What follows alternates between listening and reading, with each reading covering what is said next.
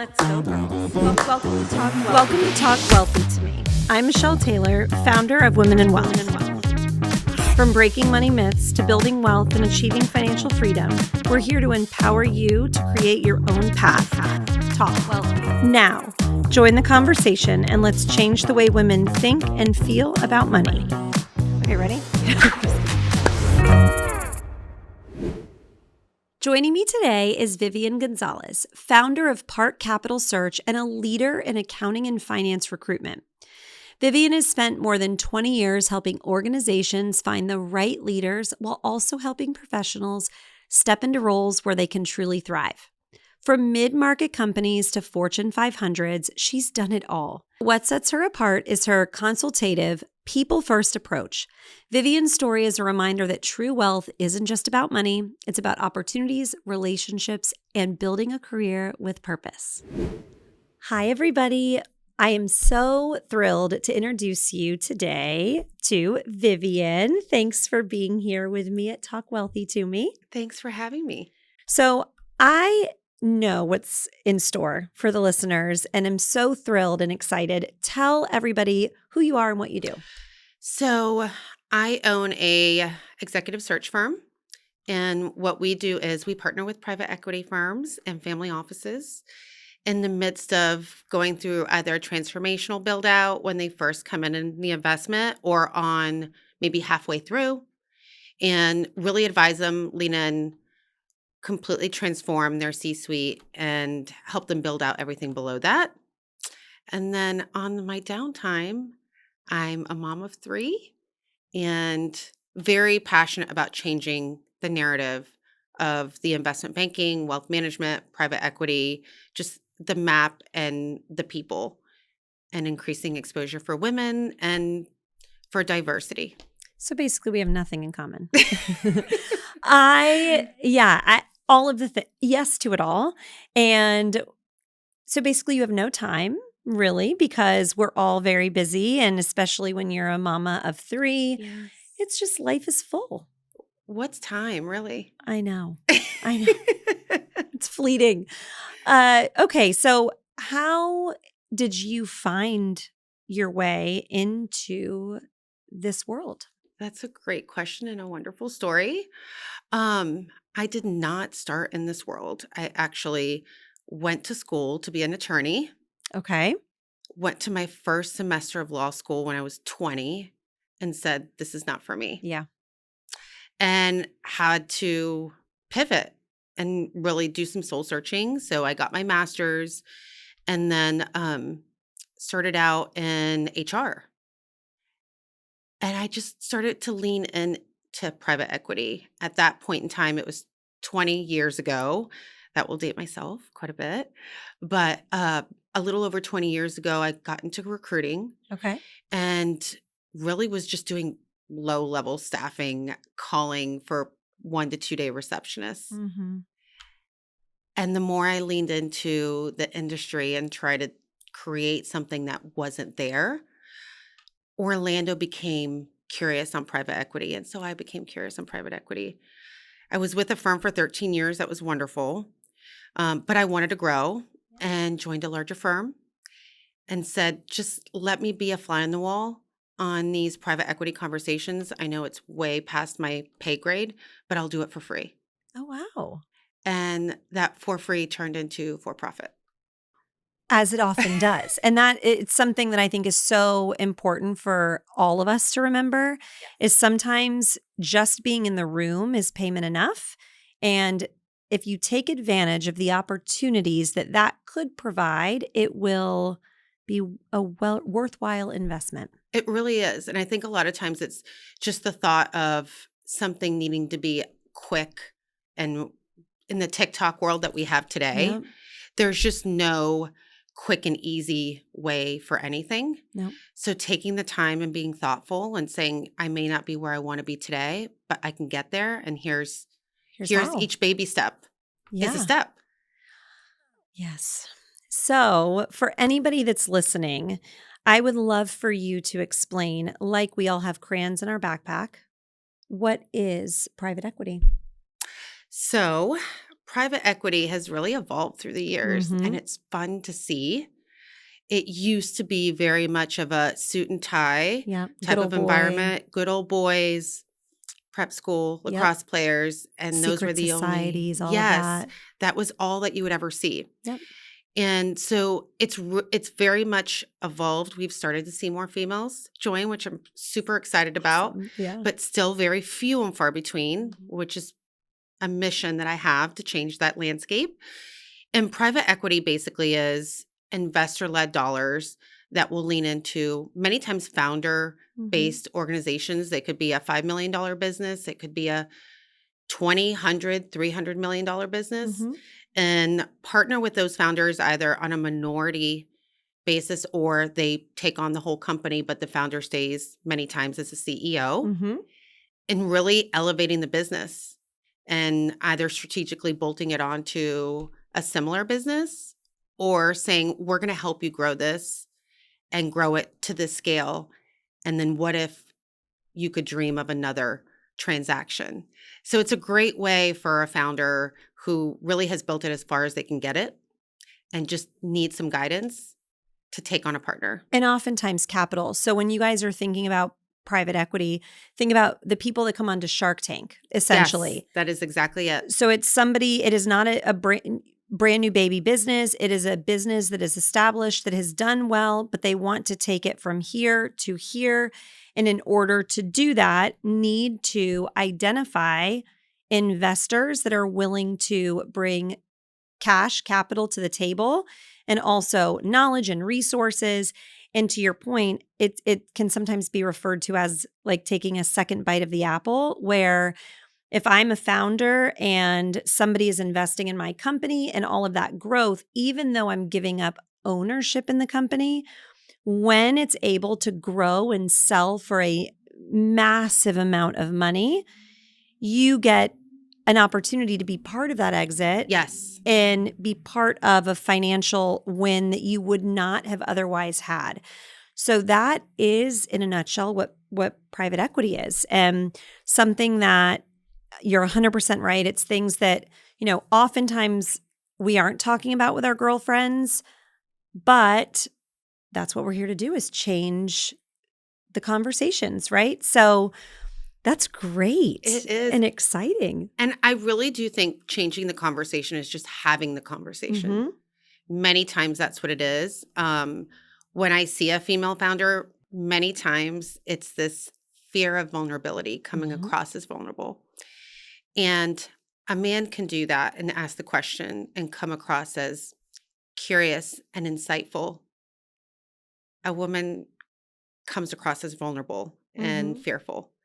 And so it's coming up with a way to position the question in a way of strength and power, but still having the question. Because private equity can be, it's a huge, huge pit.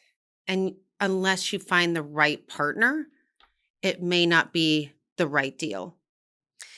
And it can be very overwhelming. And I think for so many women, and I've talked about this countless times, there is a trepidation in showing the vulnerability to say, wait, back up. I don't understand this piece. And so in that missed opportunity, it compounds over time because you're almost excluding yourself from the conversation because it grows bigger than what your knowledge is, and you remove yourself almost by lack of communication or because you're uncomfortable or nervous. And I think that, like we were saying before the show started, we both work with, people that are very successful and would, to outsiders, look like they have it all figured out. And like I've said to you guys so many times, what you perceive as having it all together, they are just normal people that very often have money questions and a lack of understanding on things that I am not surprised by anymore, but what people would be surprised to think, what do you mean you don't have a bookkeeper? Your business is doing $10 million a year. And it's just because they don't know where to go and they don't want to ask. So ask the questions. Ask the questions, create a network around you that's there to support you in your growth. Create a female network. It's so important.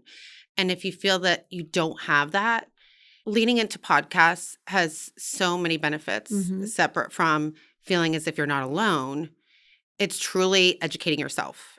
And whether it's a male-led podcast or a female-led podcast, you'll learn so much. If you're afraid to ask the question, then you need to lean into the question.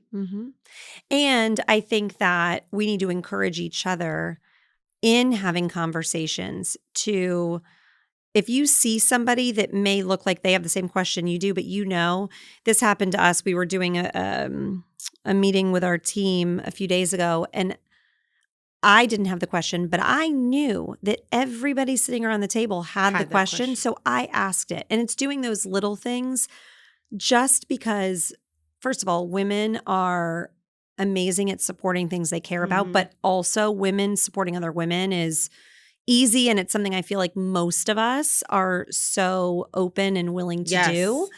So do that for each other. Find the resources, ask somebody that you're comfortable with. And if you don't have the answer, find someone who can help you find the answer. Yes, absolutely. And I do think also as a mother, making sure that you're leaning into that and taking your kids on that roller coaster ride so that they can be in the front lines and see it. Because yes, we want to grow our daughters up, but we also want to grow our sons up to appreciate what it is to have a strong, powerful female next to them. It is, and I'm so glad that you just said that, because as a mom to a girl and a boy, same with you, there's so much emphasis, and myself included, I'm always saying, am I doing enough in having the conversations to make sure I'm setting her up for success and him, but it shouldn't be in a different way. And I think that, as moms who are out wearing all of the hats and doing all of the things, we oftentimes forget what a gift it is to our sons to see what a healthy marriage and a work and life, no balance, because it is never balanced. Doesn't exist. But how those two things can exist at the same time of loving a career and loving your home life. They're then going to be in a really, beautiful position to support their wives in whichever way, if whatever she wants to do. So we need to be having the conversations and setting the examples for our daughters, but also our sons. Absolutely. I think the sons piece, having two sons and a daughter last, I've noticed how different I've raised them and how tough I am with my daughter and a little less with my sons. Really? And it really had me do a double take. I have an 18-year-old. He's applying to college. If those that have 18-year-olds know, it's a rough year. And he had to do his essay for college. And his advisor sent it to me. I never saw it before. And it basically shared how he was always the last one to get picked up in aftercare because I was at work. But in the end, today, I'm the one he looks up to. So that made me cry a little bit. Oh, but my goodness. So to have a boy look up to a female, that's really changing the narrative. It sure is. And I think we feel guilty. Being a female, you naturally feel guilty. Did you do enough at work? Did you do enough at home? Are you not spending enough time with your kids? But they see everything and they're just soaking it in. They may not get it today, but they're going to get it one day. It's so true. And I don't know if you've ever had that conversation with your husband, but I have said to Jason, when you go out of town and you're like on a boys' weekend and I am doing something with the kids, do you feel guilty not being there? And he said, no. I mean, I'm in the moment. We are having fun. I don't think about you guys. It's the weekend. And I said, that is the difference, because every time, and we do it to ourselves. And I think, societal norms over generations have made us feel like, why are you traveling for work or doing the thing instead of being at home with your kids, putting them to bed? And in my situation, my husband is wonderfully supportive. I couldn't do what I do without him. He is at home doing it. He's never said those things to me. You know who have? Other women Yes. that are matriarchs of our family that will say, "Oh, you're gonna missing that. Jason's putting the kids to bed again," and it's like, wait a minute, Yes. why? Why am I getting this from the women? And I think that that's hard, and I think we all have to continue to move the goalpost, right? Because we do better, and there's still so many ways to do better. Completely agree. I think when you make that decision that you want to have more in your life, there's a sense of courage that has to grow. Courage that, not everybody's going to agree with the direction you're taking your life. Maybe you decide you don't want to have kids right now when all your other friends are having kids. You want to wait, or you want to have a career and the kids. You can have it all, but you have to sacrifice something. And that may be not seeing your friends as often, but having that courage to say, I have a plan and I'm going to stick to my plan and not worry about the noise around you. That's what moves the needle forward. 100%. So what does a normal day look like for you as a woman who is out there building amazing things and having the kids and the marriage? What do you think, for anybody listening, is something that you have either outsourced or is a piece of grace you give yourself every day to make sure that you're showing up in the way that you want to in all of the facets of your life? So 2 things. One, first thing in the morning, I make a committed time. I time block time for myself. So take the kids to school. It's always a chaotic morning. Yep. Someone's forgotten something, Or they're fighting. or they're late. And so my husband and I really team up to make that happen. But once those kids get dropped off, I give myself 45 minutes. And whether that's I just read a book, I get on my treadmill, I go to the gym, something that's really health and wellness related. And that was something that I had never done before. And I felt like there was so much I could do in 45 minutes. Why would I waste that time? But trust me when I say, I know you know this, after you work a 12, 13-hour day because you're on for so long and you fall asleep and the next day you do the same thing and the next day you do the same thing, eventually your body's going to take a hit. And then you're out of the game for too long. So don't be out of the game. Instead, just invest ahead of time.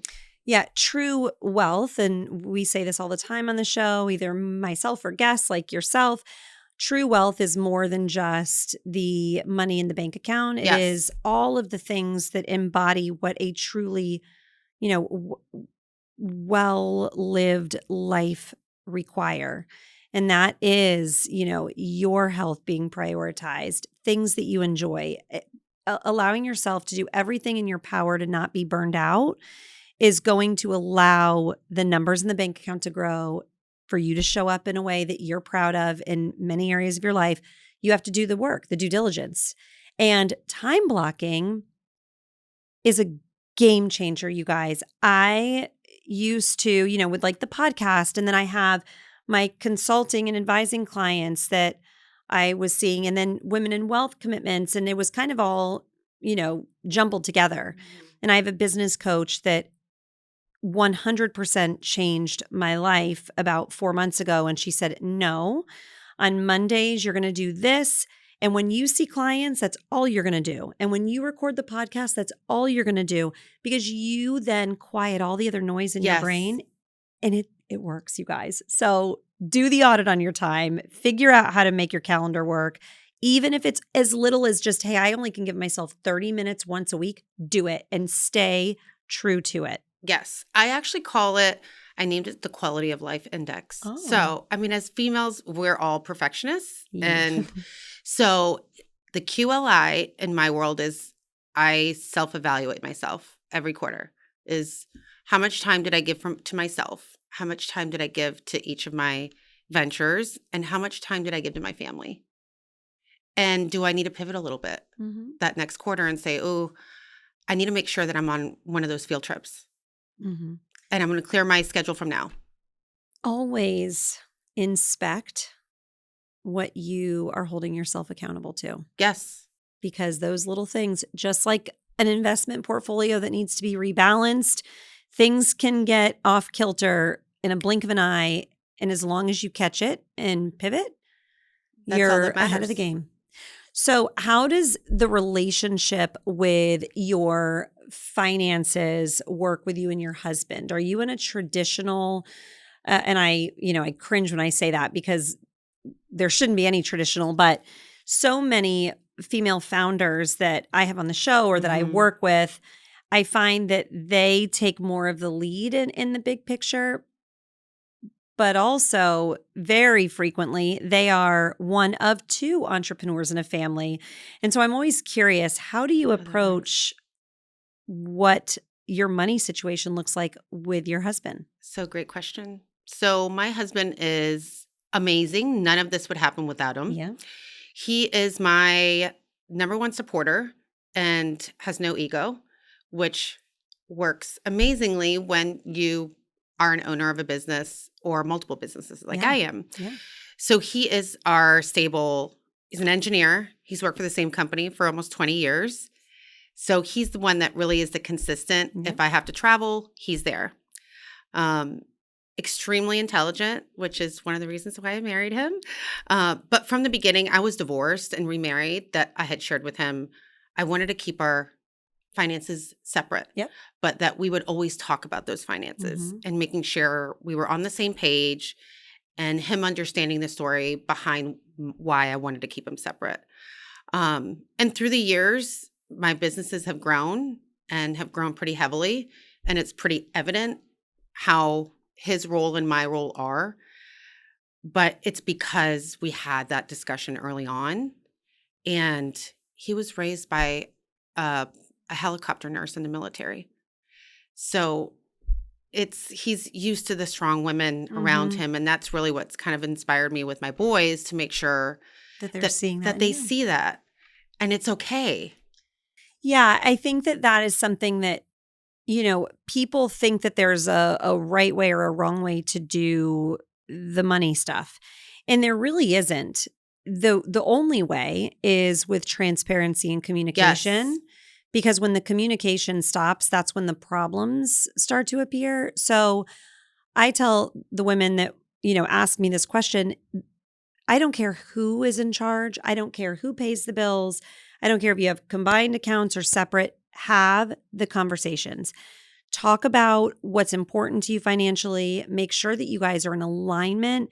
I always encourage people to do quarterly State of the Unions with their Oh, spouse. I'm learning something. Tell Yeah. So where me. you sit down and you say, okay, let's go out to dinner, or let's have wine. And the kids will be, with a sitter or their grandparents or whatever. Mhm. And you sit down and say, okay, we're going to take a little bit to look back and say, what did we do well? Where did we overspend? What happened back here? And then, okay, we're going into this next quarter. Oh, well, there's this big trip, or it's, Sloane's birthday, and we've got this thing, so that you're always communicating and looking backward and forward. So again, going back to pivoting, you've got the chance to pivot. Exactly. Exactly. I think it's important for women not to have any obstacles in their way because life throws you all those obstacles as a female. So the less of them that you have intentionally, the better it will be for the long Mhm. term. When you were growing up, did you have somebody that was almost like a mentor that you wanted to emulate, that was a woman or a guy, somebody that you looked at and thought, they have it all figured out and I want to do that so I can get there? Because when you said in the beginning about going to school, that was one of the things for me. I had a very successful uncle that was a dentist. And so for a very short year of my college career, I was pre-dental. And it wasn't because I Ah, wanted to be a dentist. I did the same thing where I'm like, I don't want to do this every day. But what I had to kind of unpack is I wanted the life that gave him. So I just need to figure out how I was going to get there. But did you have that example of someone that had figured it all out in your eyes? I didn't. Okay. However, I think that worked to my advantage. Yeah. And so I'm a believer of it's the mistakes where you learn the most. And so you really never lose. When you technically lose, per se, you're winning and being able to evaluate the situation and say, what could I have done better? So I grew up pretty low income environment. My parents did invest in our education. We went to Catholic school, but past that, in high school, I lived in a motel with my parents and my two other siblings. We had one pair of shoes, and that was it. Just what you needed. It was what we needed. Mm-hmm. But it was because of that lifestyle that I think myself and my siblings all became quite successful in what we do. My brother's a dentist now, and my sister is also an entrepreneur. And my sister and I are both the high income earners in the family. Mm-hmm. And that's because we learned a lot from not having a lot. And we wanted to make sure that we could write our own story. Isn't it so funny how the world has changed? I'm making an assumption here, but if we are of similar ages, when we were growing up, because our parents were really the first kids that either went to college or their parents were teaching them how important it was. When we were coming up, I mean, there was no other option. You were going to college, and that's perfectly fine. But what I hear so often, like you, with people that are writing their own version of success, so often it is the trials and tribulations that not having what they thought would be enough to be successful teaches them far more than what they're going to learn in college. And I think it's such an exciting time where you really have so many resources at our fingertips to say, same situation. I grew up where money was not abundant. And I took what I needed from that and chased what I wanted. And I think that the biggest wins in our kind of situation were learning the grit and what hard work looks like and sacrifice. And it's interesting just how things have changed a little. It really is. I think when you don't think it's possible, you're just looking at the next step. And sometimes just looking at the next step rather than looking so far is the right way to create a path for yourself, because it's easier to pivot. You have your dreams naturally, but those dreams can't happen tomorrow. And so how are you going to create that next step without feeling as if you're failing if you're not reaching a certain goal at a certain time? Yeah. And I think that just exposure to, again, the conversations, the opportunities, being in the right rooms, even if it means you're there at your own expense, finding the ways to see the path to the future that is possible is priceless. Absolutely. I tell high school students all the time, do it for free. Do it for free, because it's that free that is the investment in your future. When you do it for free, it shows how much you want to be there, and they'll open the door that much wider for you. Yep. And I have to say, my kiddos are, not at that point yet of going to high school, but my niece, who I'm super close to, is applying. She's also about to be 18. And we had gone down to look at a college with another one of her aunts and her mom. And we were coming back through, and she had never been to Palm Beach before. And I'm from West Palm Beach. So I was telling them I, used to go for, spend a lot of time going for drives and all of the things. And when we were walking down the street, she was obviously very impressed with the things she was seeing. And her mom said, well, this isn't college life. This is not real. This is all. And I have never been in a position where there was such a mic drop. And she looked at all of us and said, if I don't see what's possible, I don't know what I'm chasing. And I got goosebumps, and all of us looked at each other like, how? Can you put that on a shirt? I know. And I just think that it's so great, show someone what is possible, even if you haven't achieved it. Yes. Because it creates the drive. So going in that direction, I will say the other challenge, being a female founder, and you have the guilt from being a mom, is once you have been successful, the benefits your kids have from that and making sure that you're balancing it, Hard. it's tough. Mm-hmm. And now that I've got teenagers and they live a completely different lifestyle, I tell them all the time, you live in a bubble Mm-hmm. and that bubble's going to pop. And then I have to put you out in the world. So making sure that you're double checking before you make a decision, before you buy that one thing that they really wanted. Mm-hmm. I tell my son, if I give this to you now, there's no bar. There's nothing for you to work for. No. So making sure that they see what's possible, but don't give it all to them. Mm-hmm. And I've referenced this before, but growing up where I didn't hear yes for the extras a lot, I had to check myself with my own kids because then I felt like I was kind of making it up to that little Michelle Yes. and saying, well, oh, sure, we're at Target. You want this? Yeah, we'll buy it. And then it's like, but that's not good either. So it is a balance. It's figuring out how do you give them a life that is, full and that we do get to have the benefit of hard work in certain areas, but also to keep it realistic. And if you don't, again, if you give everything to them, they don't know what to work for. Right. It's- We had to work for it. Mm-hmm. And now we're in a place that we can give them so much exposure. I think it's giving them the exposure and giving them that Experience, extra. and that's the way to do it. That's the way to do it, and not through things. So how are you talking to your kids about money and finances now in order to change the conversation? Yes. So I think we were talking offline earlier about when we went to college, Mm-hmm.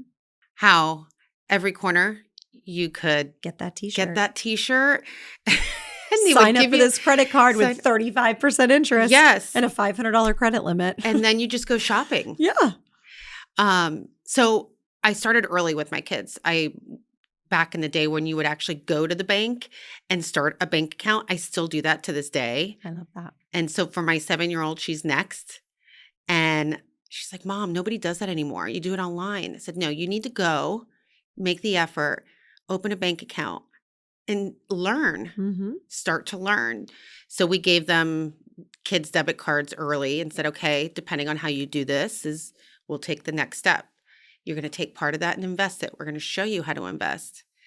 And so they learned early, but still when they get old enough, it's still can I buy that? And I don't want to use my money. I want to use yours. So really, I think a lot of it is just making sure that you're not giving them too much and you're educating them. And when they ask, you're saying no more than yes. Mm-hmm. And even though the response could be, but you can buy it, it's still a no. Yeah. And also empowering them to say, hey, if you want this thing, Yes. let's talk about how you can earn it. And it's not in our house, it's not just chores. It's actually doing something of value that it goes above and beyond. And Yes. it's usually like a harder yes, like cleaning up after the dog outside. Nobody wants to do it, but it's worth, $10. And if you want that thing, go do it. And I think that creating that kind of check and balance of you can earn anything you want. I'll help you figure out a plan. You want to have a lemonade stand on Saturday? Let's do it. And kind of sparking that connection in their brain is also a win for them as they grow. Right. And making sure that they're doing the heavy lifting. You're not doing it. Because I think that leans back into this quick, immediate gratification society that we've created. And then they grow up and think, well, sure, I'll do the lemonade stand, but if you take it out and put it out there for me, and then I'll just serve the lemonade. No, you've got to go through the grit and the grind of it. You're going to squeeze the lemons. And you're going to squeeze those lemons so that you can make the lemonade. Mm-hmm.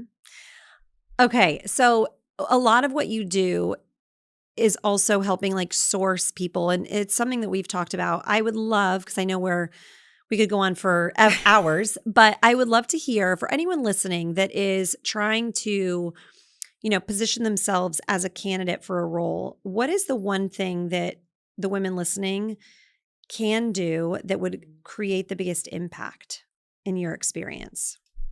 So social media is just the world that we've come to. Mm-hmm. I would certainly say having the right LinkedIn profile and really being thoughtful in how I tell people your resume and your LinkedIn profile are like your retirement. Mm-hmm. It is like a 401k. You invest in the decisions you make and in how you create that narrative Mm. for others to see. So that's number one. You've got to invest in great headshots, invest in the content that you're sharing, and brag about yourself. Mm-hmm. Don't be afraid to brag about Because the yourself. boys aren't. The boys are never afraid. They'll tell you how big that fish was they caught when they were in 4th grade. Yes. And then practice before you go into those discussions and interviews so that you can come across as confident. Don't be afraid to brag about yourself. Put your shoulders up. Be proud about what you've done and where you are, because the boys certainly are. What do you think is the one thing with money that you have done really well that you can share that may impact even one person listening? Being thoughtful of my investment strategy.